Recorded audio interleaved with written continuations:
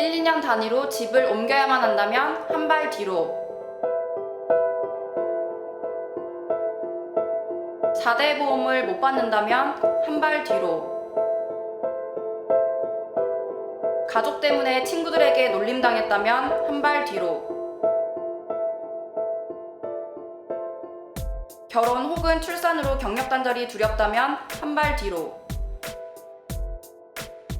공공장소에서 조롱이나 시선을 받지 않고 애인과 스킨십할 수 있다면 한 발 앞으로. 근처 어떤 화장실이든 자유롭게 쓸 수 있다면 한 발 앞으로. 나이 때문에 무시당한 적 있다면, 이성 애인이 있는 척 해봤다면, 내 식습관을 구구절절 설명한 적이 많다면, 나의 가족 형태를 사람들에게 종종 설명해야 대학이나 직장에 학교 동문회가 있다면, 학력 때문에 지원을 하지 못한 적이 있다면, 당신의 연애 형태는 잘못됐다고 배운 적이 있다면, 공과금을 연체해본 적이 있다면, 휴학하고 등록금을 벌어야만 했다면, 자신의 성별, 장애, 신체 등이 미디어에서 희화화된 적이 있다면, 보호자 동의서, 보증금 마련, 사투리, 서울에 있는 대학, 신용카드, 노골적인 시선, 실업급여, 마이너스 통장, 육아휴직, 산업재해, 상사의 성별, 출신 지역, 소득을 증명, 학창시절 과외, 해외여행, 최저시급, 성범죄, 출산 계획. 예상은 했는데 막상 맨 앞에 있으니까 오히려 더 속이 답답해지는 부분들이 있고요. 반면에 저의 등을 보고 계신 분들은 얼마나 답답할까 그런 생각이 대부분 이제 딱 겉모습을 보시고 무조건 외국에 왔을 거다라는 생각이 있고 한국말을 잘 못할 거야 그러면서 이제 그런 것들이 이제 많았죠. 취업하는데 수도권 대학에 다니는 학생들에 비해서 정보가 많이 부족하죠. 공무원 시험이나 취업을 준비하기 위해서 서울로 올라와야 되는데 그 뭐 체제 비용이라든지 이런 모든 부분들에 있어서 아무래도 지방에서 살다 올라오면 좀 불리하죠.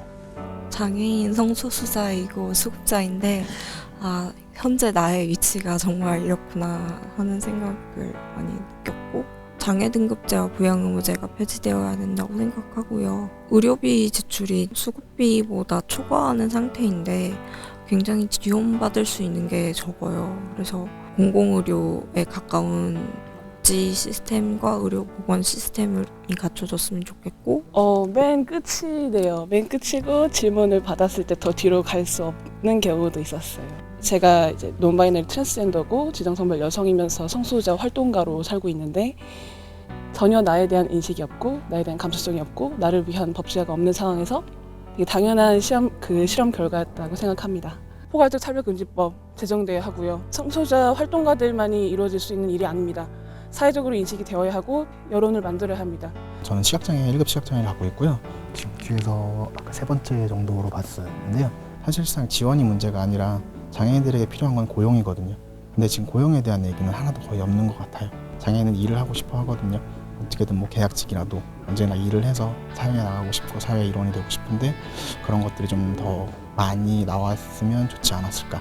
기준선에서 조금 뒤에 있을 거라고 제가 그렇게 얘기를 했는데 생각보다 많이 뒤로 와가지고 예전하고 많이 크게 달라진 게 없다고 조금 그렇게 느낀 것 같아요. 지금 제가 열심히 일을 하다가 이제 임신 출산 관련 때문에 경력 단절에 대한 큰 두려움을 가지고 있는데요. 저출산도 문제긴 하지만 일단 출산한 사람들의 어떤 어려움에 대해서 조금 더 많이 신경 쓸 수 있는 그런 정부가 되었으면 합니다. 비장애인이면서 여러 가지 소수자분들과는 다르게 좀 더 특권층을 생각했는데 그거 외에서 제가 뭐 경제적인 부분이나 그런 부분에서 제가 받지 못한 게 있어가지고 딱 이 정도 위치로 갔다고.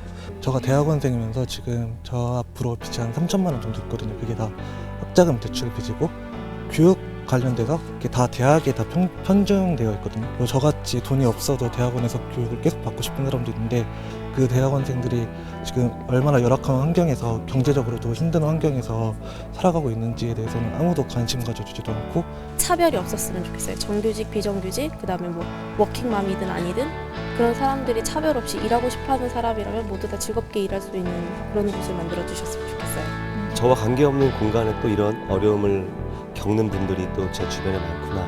청년의 문제는 단순히 일자리의 개수의 문제는 아닐 것이다. 알바에 전전하지 않아도 조금은 자기가 뭘 원하고 꿈꾸는지를 생각해 볼 수 있게 저는 공간들을 만들어주는 정책들이 필요하다고 봐요. 청년을 정책의 수혜자로만 보지 말았으면 좋겠고요.